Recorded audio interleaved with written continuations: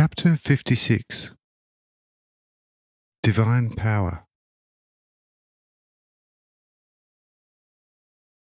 Now the Greek Philippold from Cana in Samaria came to me and said, Lord, I have been now over 3 days with you, but could not find one moment to discuss with you what I, according to your will, have accomplished, and how through my preaching, which I gave them after your departure from Cana, have converted all to believe in you.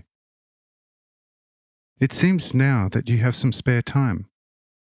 Could you also listen a little to what I have to say? Say I, my very worthy friend Philippold, would you not think that I would have long since asked you various things concerning Cana, if I did not know exactly how matters stand? Look at all my brothers. Do I talk with them much? For days, not a word outwardly, but all the more often inwardly spiritually, through their heart and look. None of them come to me asking, Lord, why do you not speak to me? I tell you, as I have for a long time told everyone, I do not call disciples so as to talk with them without any cause whatsoever, but so that they hear my teaching and witness my deeds. For all that they know, I have known already long before, and what they want to know in particular, I tell them through their heart the moment it is needed. And if this is so, ask yourself why my initiated disciples should require a daily discussion. You too are now my disciple, and therefore will have to submit to such an order in my school. With other people, however, who are not my closest disciples, I do have to exchange words outwardly, for with their very worldly hearts they would not hear, let alone understand me. I do still speak also with my disciples outwardly, if and when required, but that is then not for the sake of the disciples, but for the sake of these who are not disciples. Tell me, have you comprehended this? Says Philippold, Yes, Lord, now your mercy is so clear to me as the sun on a brightest midday, and I thank you for such most amicable clarification.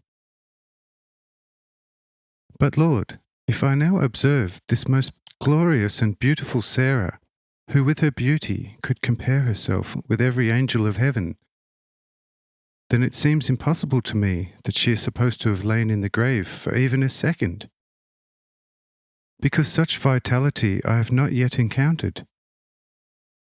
Yet it is nevertheless true that you have awoken her from death twice. Now my heart is urging me mightily to find out from you how such is possible to you. Say I to him softly, Surely you found out at Cana who I am. If you know that, then it is odd that you can ask how I can revive a dead person. Did not sun, moon, and stars, as well as this earth, go forth from me? And did I not populate this earth with countless living beings? If I could give them an existence and independent life in the beginning, how should that be impossible for me with a maiden that was possible for me with countless beings from eternity to eternity? If you know this, and even received instruction on it from an angel, how can you still ask? Behold, every stone, even against which you may knock heavily, is only maintained through my will. Were I to release it from my all-creating and maintaining will, but for a moment, it would also cease to exist in the same moment. You may indeed crush the stone, and through intensive heat even dissolve it into a kind of air, as taught in secretive chemistry. But all this can take place with the stone, and every other type of matter, only because I permit it for man's benefit and advantage. Were I not to permit it, then you could move even the smallest stone, no more than a mountain. You can furthermore throw a stone high up, and it shall, depending on your strength and skill, ascend to an impressive height.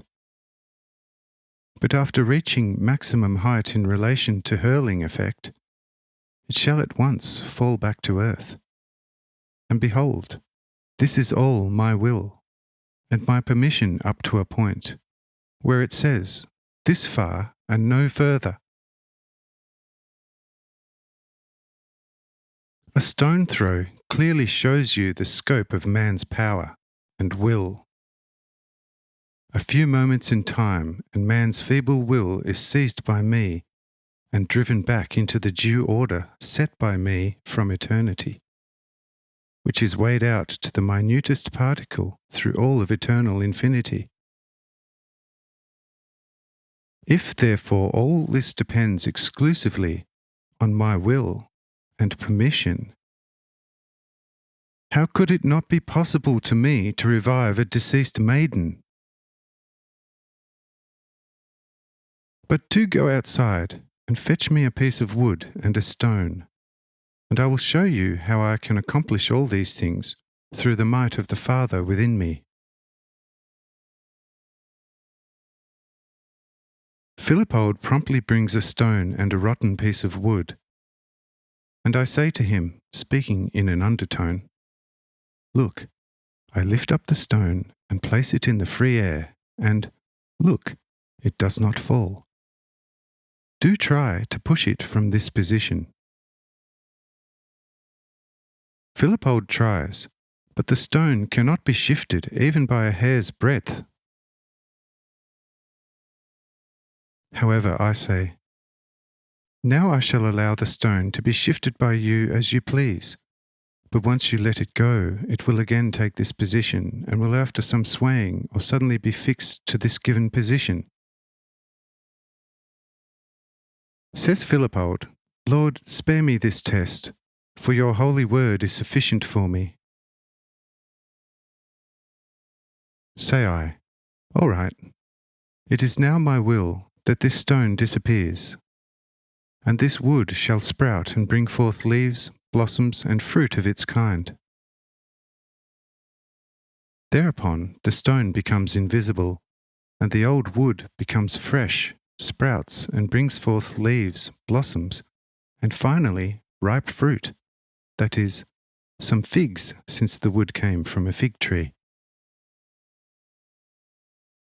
Now everybody's attention is turning to me and Philippold, for most of the disciples had already fallen asleep, and Jairus and his wife could not stop fondling their daughter.